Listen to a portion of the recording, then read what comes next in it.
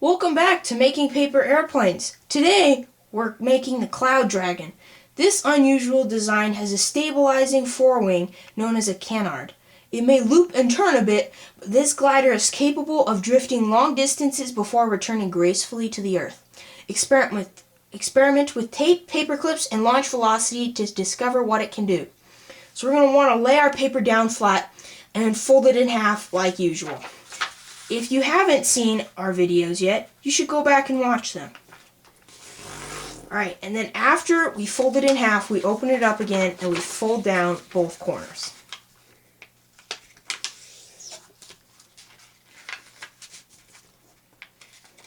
Doesn't matter if these corners are perfect, but try to make them. Then we're going to flip the plane over so it's like this.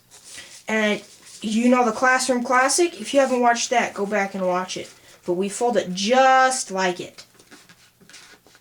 And the needle.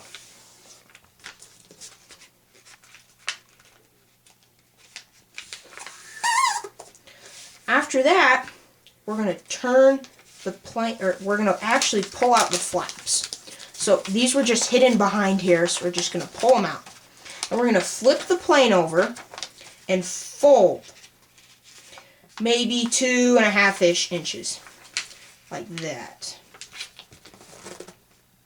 We're going to fold it in half. I think that way. Yep, that way. And we are going to fold out our wings. There's this imaginary line here, maybe 3/4 of an inch, and we're going to make a straight length wing like the last episode with the Phoenix.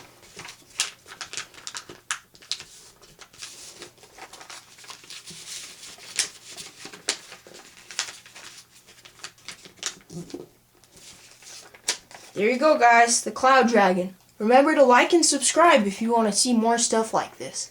Thanks for watching. Bye.